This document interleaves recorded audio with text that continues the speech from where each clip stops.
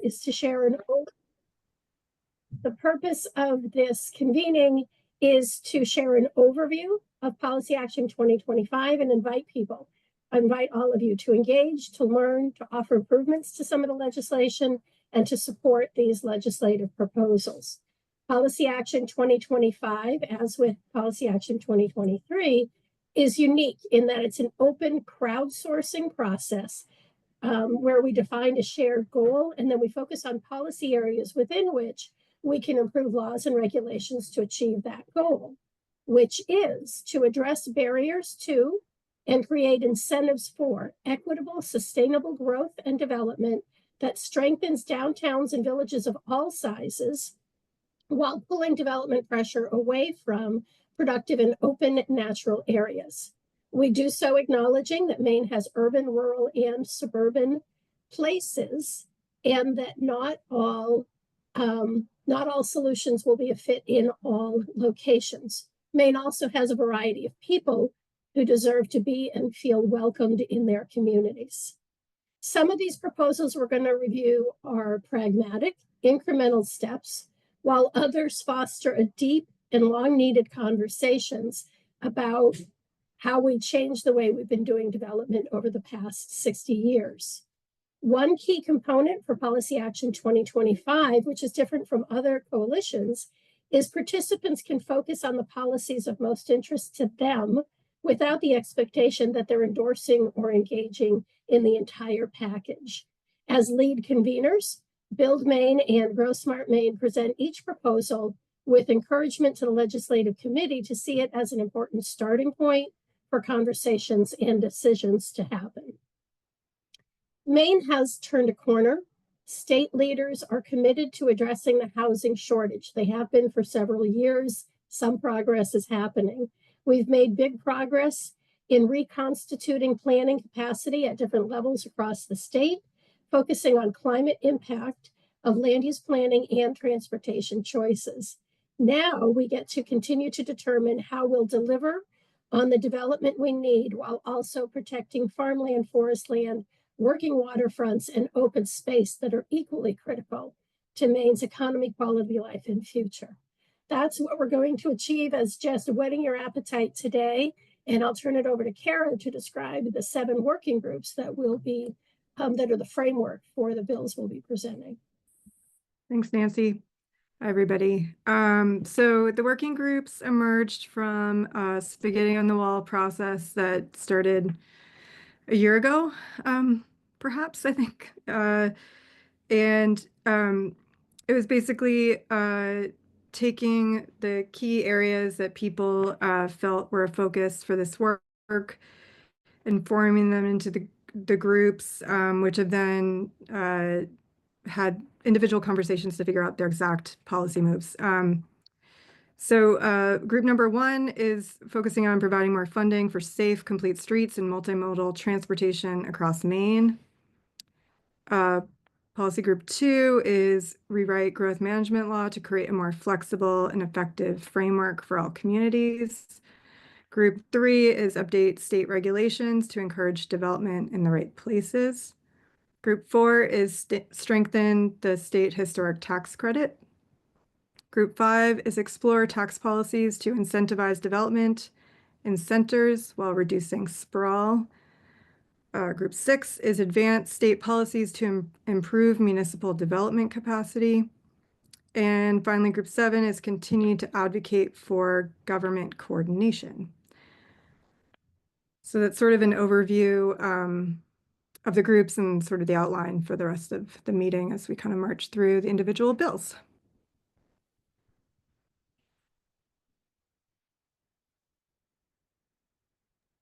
So it seems like without further ado, we should get into the bills, huh? Okay, cool.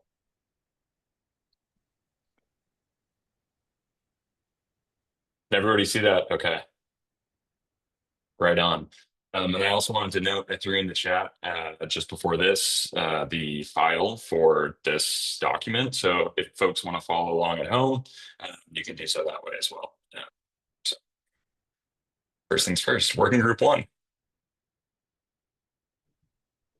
This is fantastic. Hi everyone. I'm Josh. I'm with the Natural Resources Council of Maine. I'm also the vice chair of the Public Transit Advisory Council, and I'm a retired bus driver for the Grow Smart Policy Action Group. Miles and Zoe have been taking on the brunt of the work this year, which is awesome. But I have been helping to put together this Public Transit Advisory Council report, and we're excited to announce that it is ready as of today and will be delivered to the Transportation Committee at the Maine State Legislature by March 1st, which is tomorrow. So it's been a lot of work over the past year. The Public Transit Advisory Council, which is a group that comprises 30 stakeholders, most of them transit providers, but also transit users and other people that engage with our transit system around the state, to come together and assess the need for transit in Maine and the levers that we have available to get to fulfilling that need. And I do have to note here that this is a really exciting continuation from last year's policy action work. Last year, we successfully passed LD 1559, which was an act to reinvigorate the Public Transit Advisory Council. We established a chair for that body outside of Maine DOT. And this person, Chad Hyde, who's been doing a really phenomenal job, can call meetings at the request of the chair. So we were able to have more than the typical, which was one per year that was happening previously. As everyone knows, public transit is really essential, not only to economies, but to getting people who might not have the ability to drive where they need to go. But it took a huge hit during the pandemic in particular, on top of the fact that in Maine, we have historically and systematically underinvested in our transit systems. So this year, we've been working really closely with the chair of the Transportation Committee, Representative Lydia Crafts, on pulling together a bill that will enact the recommendations of the Public Transit Advisory Council. So we established a more robust council. We have been meeting with that council for over a year now to pull together the best recommendations from around transit providers throughout the state. We got a presentation from each of the transit providers in each region of the state to best understand what their needs were. We compiled all those needs and made some explicit recommendations about how to move forward. So you'll see some of those recommendations on the screen right now. Largely, transit operators need more funding to be able to continue operating the routes that are servicing their communities currently before they can think about expanding service to get to more areas of the state of Maine. Local municipalities generate about $8.9 million per year in transit operating funds. We think the state should match local contributions and provide $8.9 million as well. Right now, we're creeping up towards $6 million. So we're making our way steadily there. We also think that there could be better coordination throughout the state and especially across agencies, the Department of Labor, the Department of Health and Human Services, the Department of Transportation. They all offer a lot of transportation services and transit services, but they're not very well coordinated. So establishing some coordination amongst those groups. And then ultimately establishing a transparent decision-making process within Maine DOT to understand how funding is being distributed and why people are receiving funding or why they're not receiving funding. There's a lot more to this. The report is big. Again, it will be available publicly after this weekend, so you can all take a look at it. But we haven't yet finalized the contents of this bill, and as you can see, it hasn't yet been printed. So we're working really closely with the chair of the Transportation Committee, Lydia Crafts, and the other representative who's a legislator on the PTAC, Brad Farron, who's on the other side of the aisle, to get to a bill that is bipartisan and is effectively implementing all the recommendations from this council. So I've probably gone over time. We're excited. This feels like a bill that really directly comes from all of the great work Grow Smart has been doing for the past several years. Thanks, Josh. Hey, folks, my name is Miles Smith. I'm a volunteer transportation advocate and one of the leaders of a group called Mainers for Smarter Transportation, which was formed about a year ago, actually out of last year's policy action working groups on transportation and others, when the Maine Turnpike Authority announced plans to build a highway extension of the Turnpike from South Portland to Gorham. And Grow Smart and other groups and individuals participating in that group quickly responded because we know a lot has changed in the 30 years since the Turnpike Authority started thinking about expanding into the western suburbs of Portland. We've learned a lot about the sprawl that's induced by these types of expansions and about the fiscal insustainability of expanding road networks and supporting infrastructure for highways for municipalities. And the other effects that we all know and would expect related to environment and emissions and so forth. So, Managed for Smarter Transportation is working with Senator Stacey Brenner of Scarborough and Gorham on 3 bills related to this subject. The first is the Act to Strengthen the Sensible Transportation Policy Act. This is related to a measure that was passed by the legislature in the 1990s in response to a public referendum against widening the Maine Turnpike back in that time period. And at the time, voters wanted to stop that widening, and this act was put into the law to basically say that the Turnpike Authority and Maine DOT have to study other alternatives before they can move forward with expanding road capacity. There are certain measures of the bill that we believe, of the existing law that could be strengthened to make sure that that review is as fulsome as possible and conducted independently, and that's the crux of this bill. The next one, if you can skip to that, Joe, is specific to the highway expansion from South Portland to Gorham called the Gorham Connector. This bill is pretty simple. It would repeal the authorization passed by the legislature in 2017 to build this highway expansion. The current estimate is that it would cost us over $331 million before interest. At a time when we have rising prices for everything, we think that that figure is actually higher. And the highway would only save about 4 minutes for commuters trying to get from the western suburbs into Portland. It traverses people's homes. It goes through Smiling Hill Farm. There's lots of reasons why there's been a huge uproar about this project. And until it is finally pulled out of the law, there won't be closure and the ability to address local delays on state roads and local roads in that area because everybody still sees this project in the law. The Turnpike Authority has delayed it, but they haven't actually canceled it. So it's time for it to be canceled. And this law would return the land either to the original owners at the price that they were paid to receive it, or to the municipalities, or to a local land trust. The next bill, Joe, is a resolve to create a working group and a plan to reorganize the Maine Turnpike Authority under the Department of Transportation. There have been many such plans over the years looking at this option. Massachusetts did the same thing in 2009 and has saved millions of dollars over the last 15 years since they took that action. It was passed on a bipartisan basis by their legislature. The plan would probably see Maine's Turnpike Division run more like the Division of Highways in New Hampshire, which is able to run its highways that are the same mile length for less money with lower tolls that have not gone up and with less debt. It's been done very efficiently in our neighboring state, and it's time for us to consider something similar here. So this would just be to create a plan which the next legislature would be able to consider whether they want to adopt it. Those are our 3. Thank you. And now we'll go to Zoe. Hey, everybody. I'm Zoe Miller. Excuse me. I'm Zoe Miller. I'm the executive director of the Moving Maine Network. And we're excited to be part of Policy Action for the second time.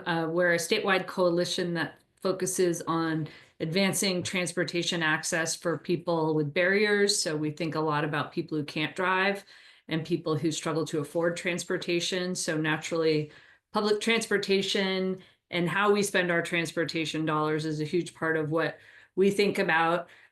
So I'm going to share about what's currently known as LR 1653. And this is an act to improve the economy, safety, and stewardship of taxpayer dollars by prioritizing the selection of transportation dollars. So this essentially builds on some of what Josh Caldwell was talking about in terms of one of the issues that's been identified with the way we're investing our federal and state dollars in Maine and transportation is that it's not really clear who the decisions are being made by. It's not clear how you get into the decision-making process. And so this bill is making an attempt to put in statute a process for that. So it provides guidance for the creation of a transparent project selection criteria. It would establish an advisory group at the Maine Department of Transportation to oversee the scoring of projects and the iteration of project selection criteria over time. And it would require an annual publication of the results of the scoring and associated funding distributions. This is something that there are some great models for in other states, and really would help us move in the direction of aligning our investments with the outcomes that we're looking to have. I think that something we're unfortunately finding is that we're spending more money than ever on our transportation system, but we are seeing our safety go down, and we're constantly hearing that we don't have enough money to keep up with the infrastructure needs. So this would provide a transparent process to bring really more good brains into the process and move us in the direction of better results. So that is it for me. Terrific. And we're shifting to working group number 2, which is one bill on modernizing the growth management law. And the sponsor is here to present that one.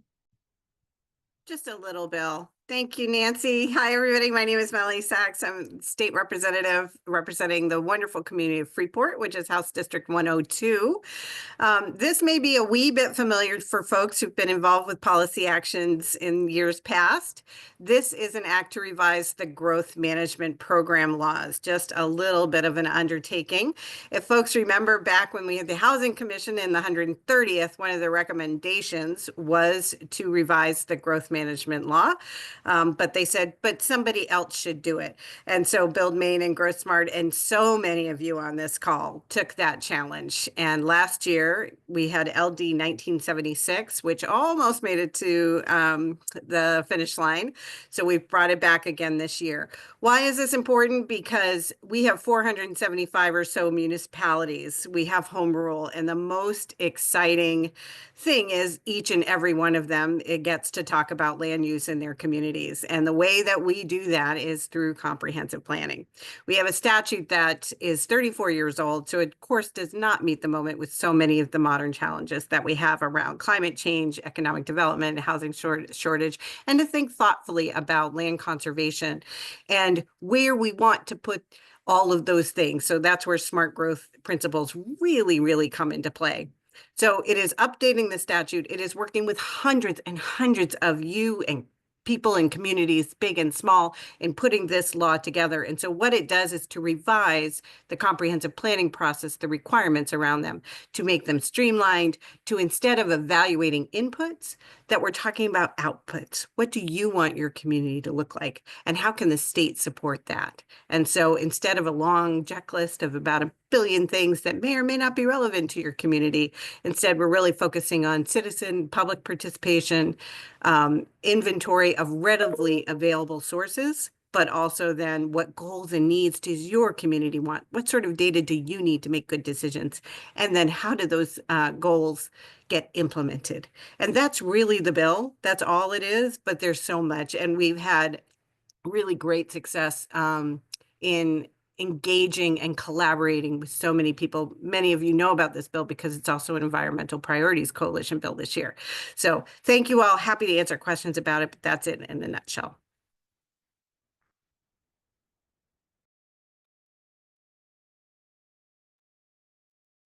All right, I think I'm up next, if I may. Amazing. Hello, everybody. My name is Francesca Gundrum. I go by Chess, and I am the Director of Advocacy for Maine Audubon, which is the state's oldest and largest wildlife conservation organization. It's great to be with all of you on this Friday afternoon. And I'm here to present. I'm one of the bus drivers for group number 3, and I'll be talking about just one bill for today, LD 161.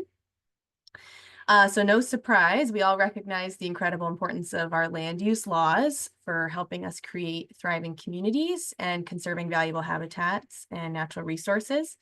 A not so fun fact, habitat loss is still the #1 threat to wildlife in Maine, which is one of the many reasons why my organization is enthusiastic about contributing to the advancement of smart growth and this work with all of you.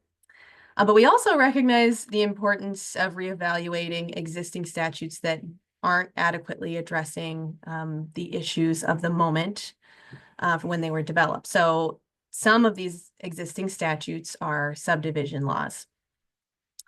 And some of those changes that we could see, improvements, could help encourage more multi-purpose town centers and residential areas, allow for higher density housing in growth areas, all while hopefully better protecting natural resources. So it would make a whole lot of sense if we put some experts in a room with various interests and perspectives to help evaluate how we overhaul and modernize these statutes together. So that is what LD 161 is proposing. And this concept bringing this subdivision stakeholder group was brought forward in the 131st legislature. It was enacted and funded, but it failed to progress in its final phase. So we are very grateful to Representative Ducharme for his leadership in bringing this important effort back for round 2, hopefully the final round. This bill actually had a public hearing yesterday where it had we saw lots of diverse support this bill was presented in the Housing and Economic Development Committee. And just briefly, the group would be tasked with bringing a report back to the legislature to help inform potential changes to our subdivision statutes. And the report would focus on how do we promote development in growth areas, reduce development pressures in rural areas, protect public health and safety, advance state goals, producing affordable housing, streamlining development review processes, and more. And we respectfully have offered a couple changes collectively to this bill. One, which I will roll through very quickly. One of several of those changes include making sure that the group considers the conservation of water quality, natural resources, and recreational access in their report, expanding the group so that there's a member of the conservation community, community-based planning organizations, and a member from the Land Use Planning Commission. And then finally, I'm hopefully directing the Maine Office of Community Affairs, or MOCA, which is a new office being sort of redistributed or created now, that it's going to be tasked with assisting municipalities in long-term planning and hoping they can convene the group. So I'm going to stop there just to say we're really excited about this effort and thank those that have supported it yesterday, and looking forward to getting it over the finish line. But thank you.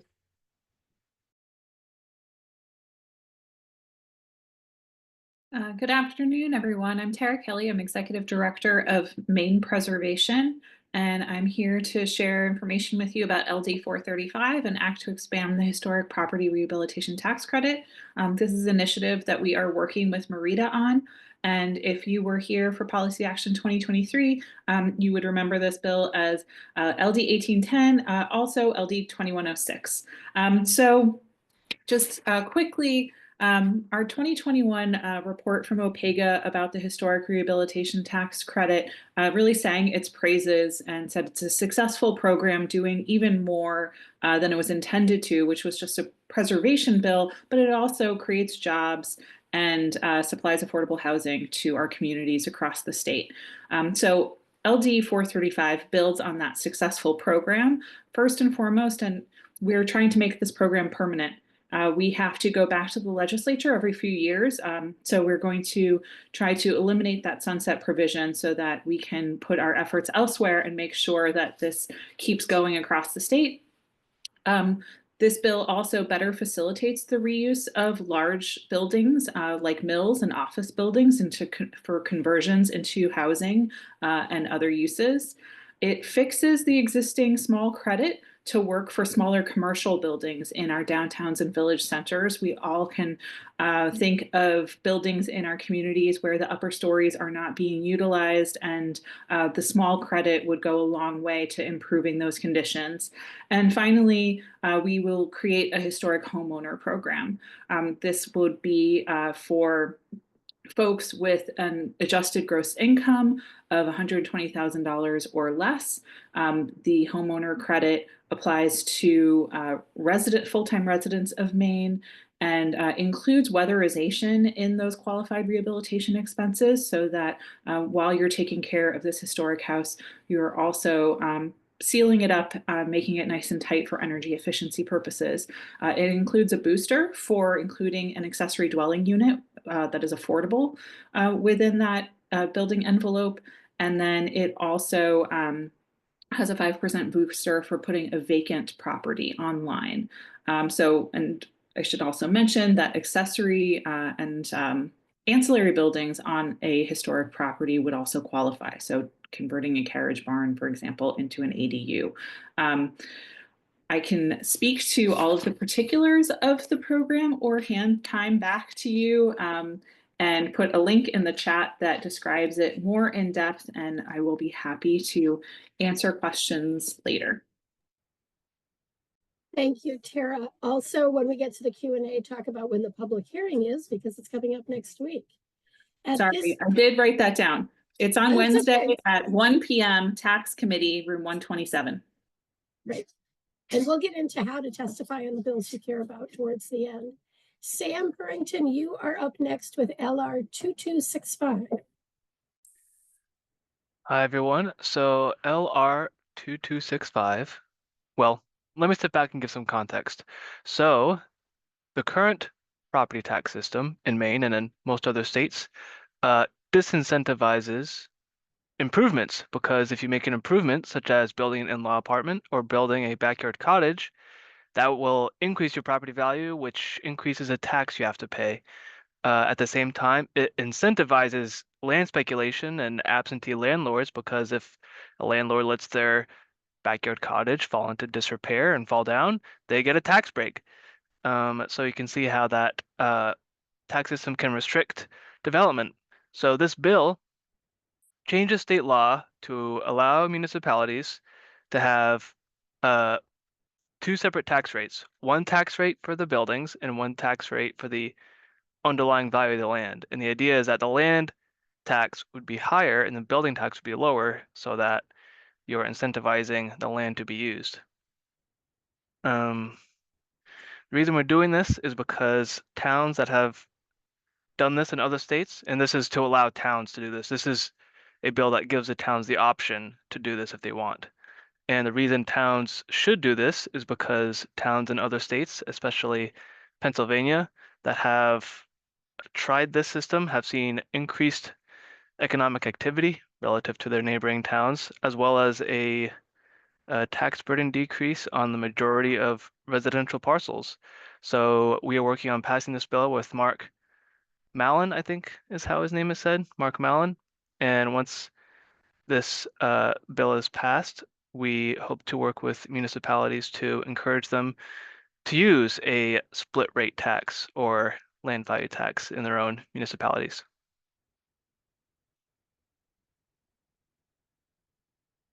As you could see, it's still an LR. It's not been printed. There's no set public hearing date, but please do sign up as an interested party if you would like to hear updates, especially when the public hearing date is assigned.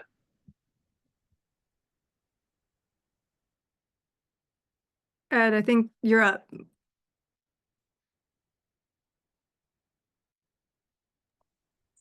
Okay, my name is Ed Libby. I'm a private developer and housing advocate currently. That means I'm a member of the newly constituted Rockland Housing Task Force. This bill I helped spearhead in the prior policy action. It was written. It did have a public hearing in Augusta. Had a lot of support, but the committee last round decided to set it aside for two reasons. One was most municipalities were still wrestling with LD 2003, and they wanted to give time for that to settle. And it was also viewed that it might be woven into the subdivision working group, and that group ended up not constituting. So it was important that we brought it back. We've made a few tweaks to it, and it's being brought forward I want to thank Representative Gear, who's chair of the Housing and Economic Development Committee, for sponsoring the bill. We really appreciate that. And basically, this bill prohibits municipalities from large lot zoning within their designated growth areas and sets a minimum lot size at 5,000 square feet. And I want to emphasize it only applies in municipalities that have designated growth areas and within those designated growth areas. The idea being we're trying to accomplish more housing in the right places. Large lots, sometimes 1 and 2 acres within these areas currently, is a major barrier to housing production when there's really no justifiable municipal need. These areas have existing infrastructure, so as we infill, the incremental cost per unit to the municipality is lower, and it also requires less driving for the property owners, so indirectly will help limit climate impacts. Finally, I'd like to point out that this bill differs from LD 2003 in trying to accomplish more housing in these right places, because instead of a lot owner having to become basically a mini developer and add units within an existing lot, the property owner can simply split off a portion of their property and let another person build their own home. That is a significant difference from LD 2003. Even if you're looking at the same densities. And it's because of the financing and legal challenges for these property owners to add units onto an existing lot that already has property. This approach is simple for the property owner to understand, and it's simple for the municipality to implement. And it is LR 1935, yet to be written. So Thank you, stay Ed. tuned. Yep. Next up, Tracy, pre-approved building types. Thanks, Kara. And hi, everybody. I am Tracy Gear. I represent House District 134, which is Kennebunkport and all parts of Kennebunk and Biddeford. And happy to be here. I have my lens on this. All of this stuff is from the housing perspective. Served and participated in both housing commissions. In the last legislature, I was the House Chair of the Joint Select Committee on Housing, and now I co-chair the Housing and Economic Development Committee. So it really makes me so very happy to see all of the folks on this call today coming together to move this policy action work forward. It's so important to the future of our state, and it shows that you all care about helping Maine communities move forward. So thank you all. So first of all, the one I'm going to talk about today, one of the several I'm going to talk about today is the pre-approved building type bill. And this is a bill that we are bringing back from the last legislature where it did pass in both the House and the Senate. Unfortunately, it did not make it past the finish line. And the idea here is a really cool one, which is to make it easier for municipalities around the state to adopt building types that they can activate in growth areas or other designated areas in their communities to streamline the process of approving housing. And so this resolve will direct what will now be the Maine Office of Community Affairs to commission the creation of sort of a catalog of pre-approved building types that would be able to be adopted by municipalities around the state to make it easy, again, to for folks who want to propose development and for developers to help their communities envision new housing types, and also then to make the process of approval and permitting housing construction more quicker and more predictable for all involved. And finally, then to also assure and help advocate for quality and attractive housing development that will, with the goal of having people become over time much more receptive when they see the great new housing that they can have in their communities through this. So it's been working. Some communities are already doing it, but this is a way to really make this potential tool and information available more broadly to folks across the state. And this bill did have a public hearing. I'm sorry, has a public hearing scheduled in my committee Housing and Economic Development on March 4th. So we're looking forward to that. It has a lot of bipartisan sponsorship and support. In the last legislature, Senator Matt Pouliot brought this bill, and then we brought it back with, again, good bipartisan co-sponsorship and support. So should be, if anyone wants to come testify, would love to hear any good examples or stories about how this can work in communities. Tracy, you want to just carry on with the appeals board? Oh, yeah, thank you. Great. And then the other bill is the bill to create a statewide housing appeals board. And this bill responds to the problem that we have not only in Maine, but across the country, where communities that have that are theoretically allowing certain types of housing in certain areas via their zoning or other land use policies are then not necessarily approving that housing when developers propose a project that fits the criteria that is expected. And so we did some great research with many of the folks on this call throughout the last couple of years to understand the different approaches that are being taken to making this process less onerous, and so had some great calls with other states.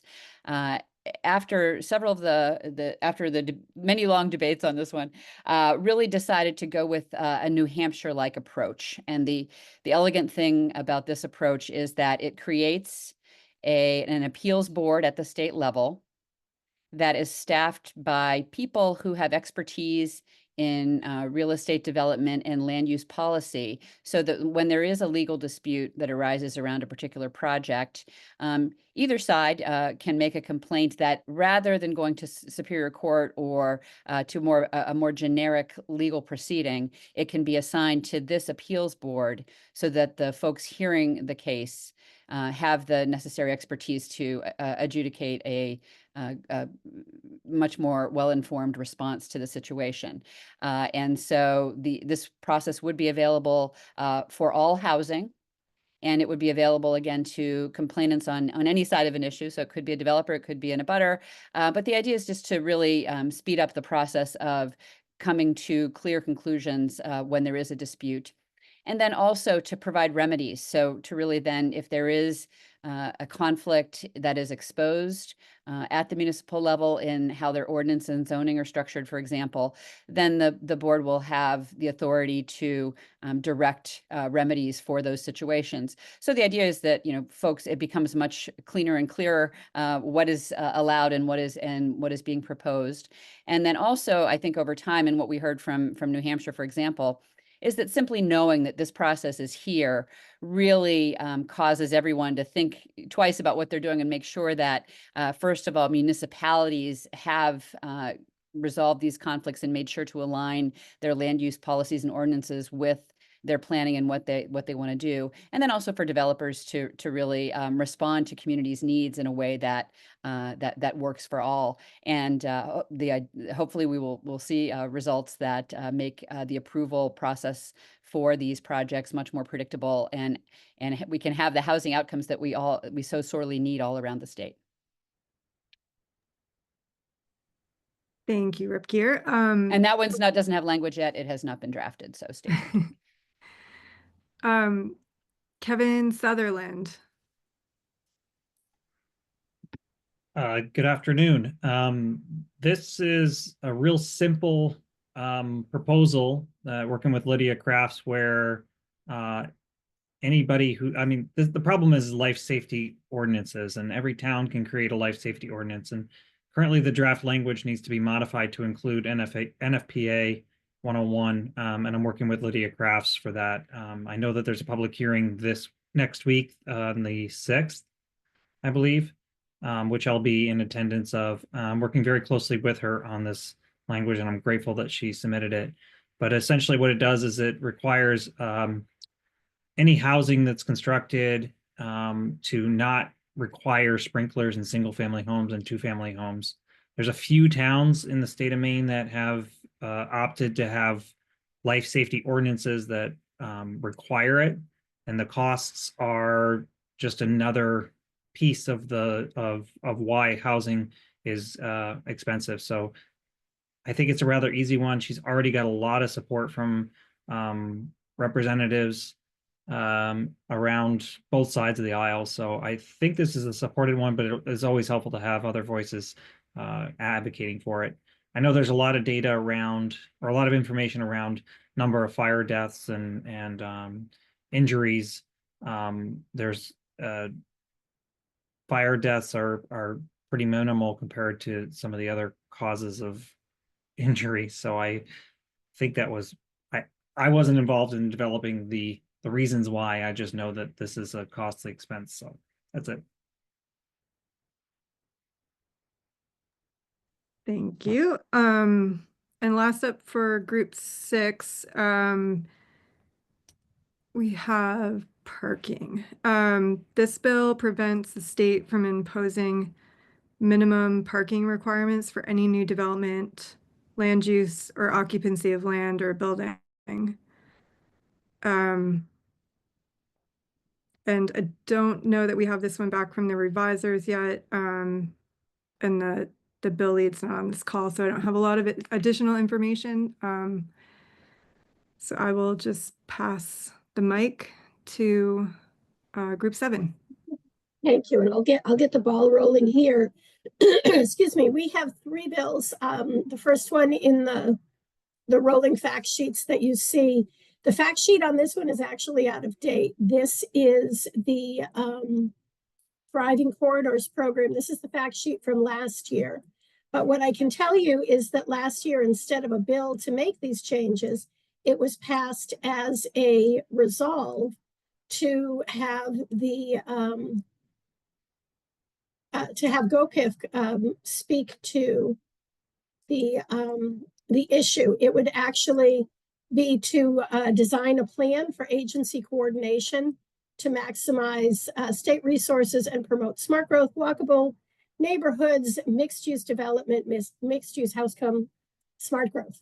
And that the director of Office of Policy Innovation in the Future would send a report back to the Housing and Economic Development Committee, which has been done, and they have the authority to report out legislation. So we kept this one from Policy Action 2023 because oftentimes part of doing your advocacy is following up on bills that were passed the prior year. You heard that with PTAC, with the Transit Advisory Council, and with this as well. So Representative Geer, one of these bills is also one of yours that I have you present, but can you tell us when the committee is going to speak to this report on Thriving Corridors? Conveniently enough, that is also on Tuesday, March 4th. We're going to hear from GOPIF. We have this report in our possession, but we have not heard from the administration. So we want to have a good discussion with them. Great. Can't wait for that. And so moving down, and I'm looking at the clock knowing that we're running short on time for questions. I don't believe Representative Lee is here. He has LD 287. And there is a fact sheet with the information available on that bill. I can't add much to what's there. So if you're interested in that bill, again, we'll have ways that you can engage. And Representative Geer is the sponsor of the next bill, still an LR 2369 on rural highway capacity and long-term economic development. Rep Geer, if you could give us an overview of that one. Thanks, Nancy. Yeah, and this one I'm definitely going to defer to folks more expert than I on the details. But the situation, as I understand it, is that there used to be in statute legislation that required the identification of what were called corridors of regional significance, so that within each region, coordinated by the regional councils, there was a process by which those corridors, those throughways, those roads that were really important were identified. And then the idea was to facilitate multimodal planning and management of those roadways. And for whatever reason, this legislation, the statute was repealed. And so what it has led to is some challenges in coordinating smart growth kinds of development around those corridors throughout our state, and has just, yet another thing that incentivizes sprawl and kind of avoids those decisions about where to concentrate development. So this would basically restore some of those processes and make that part of the comprehensive planning process moving forward. And anybody can correct me if I got any of that wrong. We don't have language on this one yet, so. Fabulous. Are any of the policy bus drivers, did we miss your bill? Or did anybody want to follow up with what Representative Gear had just said? Otherwise, we're going to shift gears. Those are the bills. That is Policy Action 2025. Some details still in the works on a lot of them as they come out, but that is the legislative process. Shifting into the Q&A, we're going to start with Joe Oliva, who's going to give an overview of what do you do if you want to get engaged. Kevin, I see your hand up. Did we miss one of your bills, or did you want to add something? Or if you've got a question, we will be ready to roll with those once Joe says, here's how you get involved. So Kevin, no, I may have that wrong if your hand is not up. Okay, we'll keep going. Joe, if you will give the overview, what do people do now? And then we'll have some time for Q&A. Yeah, happy to do so. So there are a number of ways that folks can get involved. Obviously, there's a form in which it looks like you show up, you testify, you find a bill that you really like in the slate of bills, and you do that. The other ways that you can do that are all on the. I'm dropping a list of links in the chat here that are all of the resources that we talked about today, in addition to the other resources that we have, in particular on the first link, which is to our Policy Action 25 webpage. I know that we were talking about, a couple of our bus drivers were talking about when their bills were up for public hearing. There's a public calendar that we update on our webpage so that you don't have to write them down. You can just hop there. You'll see it right in your calendar. You can integrate it with your own if that's something that you're into. It's all there. In addition to a bill tracking software that GrowSmart has been using to track all of our bills on the Policy Action 25 slate. That's also something that you could subscribe to.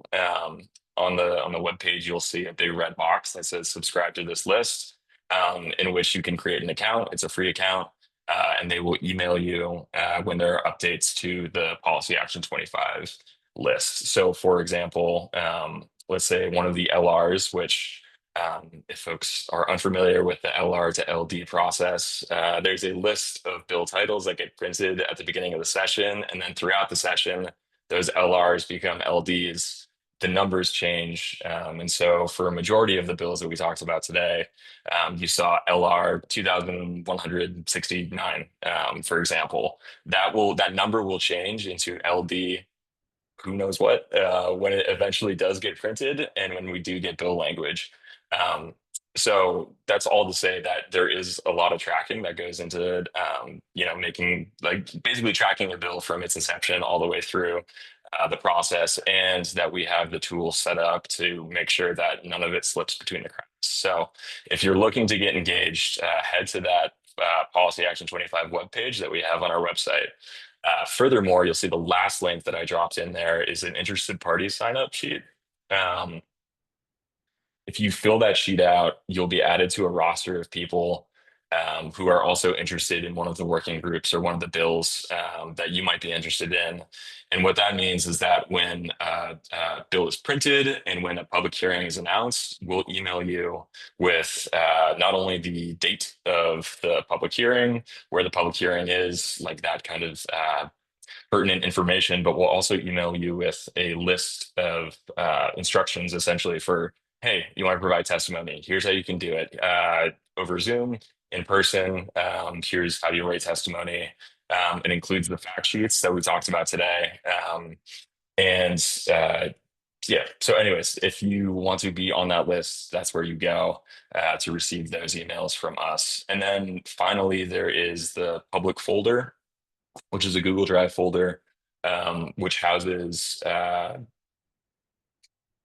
essentially everything that we're doing in terms of resources, from each of the fact sheets that you saw today, the kind of charter of the compilation of all of them.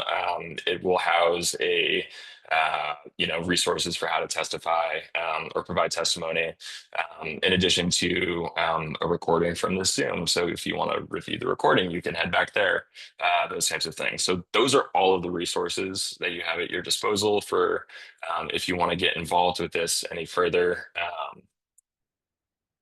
And what I will say to the question and answer period that I'm happy to kick into, you guys did a spectacular job of asking questions and then answering them amongst yourselves in the chat, which is very cool and makes this 6 minutes probably not redundant. I hesitate to say redundant, but I am curious if anyone has questions that they want to hop off mic for, ask about. Either from one of the bills that you heard about or for the process as a whole, how to get more involved, that type of thing.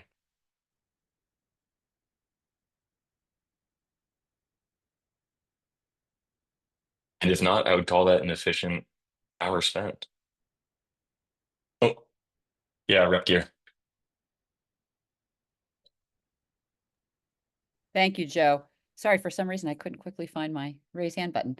And I just wanted to say a few things in conclusion. First, I wanted to say a huge thank you and shout out to everyone who's worked on all of these proposals, whether they are in the LR stage or the LD stage. I think it's just such an example of super smart people all around Maine participating in this process. And it's just so heartening and exciting to see it. So thank you, thank you. And that leads to two comments that go on from that. One is that it's the really interesting thing to me, and I'm guessing that many of the folks on the call might be similar in this regard, is that I'm like a systems thinker. So it's so important to think about how all of these pieces kind of fit together and work together to help us together achieve some of the future changes that we want to achieve. And I keep, sending that message because it's easy for us as legislators to kind of dive in, and I'm working on this bill and I'm working on that bill. And I think you all can be really helpful in conveying that message as you're talking with folks about how these pieces and parts interconnect to really empower communities to make the changes that they need to make to have really strong futures. And then the second thing I'm going to say is related to a couple of conversations that I've had over the course of the week. And I was talking to some young people in high school about, their interest or their willingness to get engaged in helping to define the future of our state. And it was interesting to hear that, there's just such resistance amongst young folks, younger than some of you on the call, I know, and I'm old, but to really hear that was really disheartening. And I think that these bills really are so key to how we define our future moving forward, that I would just encourage anyone, if you know young people, if you have people in your lives, or if you work in the schools, it's a great way for them to see like sort of the nuts and bolts of how lawmaking works to help us move forward together. And I would be really interested in hearing and hearing some voices come to the public hearings and the work on this. So I just encourage anyone who has those kinds of contacts to engage with folks in that way. Thank you.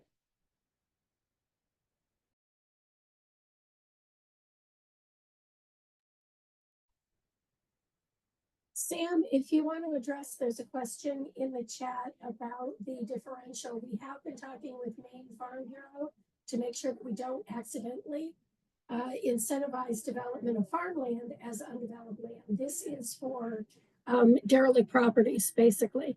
If you can quickly affirm that for Andrew Collette in the question and answer on the chat. Yeah, that's absolutely right. The whole point of this bill is to alleviate development pressure on those, outskirt kind of farm properties. Because a lot of times what happens is that there's so much land in these developed areas. Like I live near Gorham Village is a great example, where there's a lot of land that's just parking lot that's always empty. And so that's the land we're trying to free up and develop on so that there's less pressure to develop on the farmland, on the forest, etc. And yes, that is something that as later down the road, as we work with towns to say, is this right for you? We can work with them to say, maybe you don't want to do a full land tax because in the end it comes out to hurting the farm. So maybe we can do a partial land tax that hits the sweet spot between moving the tax burdens off of buildings, but still not pressuring those farms to develop. The whole point of this bill is flexibility. Whoops. I wanted to point one more thing out as well about the fact sheets and about our time together today. Was the idea is connecting faces to the bills and like who to talk to if you're interested in this bill. And so on the fact sheets, there's contact information for the bus driver as well as for each of the bill sponsors. So like these are all really good questions. I'm sure we're all going to leave and have questions about some of the things we heard today. That information is readily available to you in those individual fact sheets. So got you covered. And Anything else? Joe, just in wrapping up, that this is being recorded and your goal is to get this out ASAP. Usually you get 50% of the people who registered are able to attend, but they want the recording. So it'll go out to everybody who registered. There were 125 or so. And we'll put it out on our emails and social media platforms so that you can share with other people who are interested in these bills.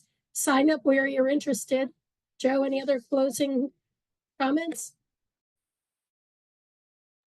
Just thank you. It's Friday afternoon. I don't know where you are, but the sun is shining here. Thank you. That was a lot in an hour.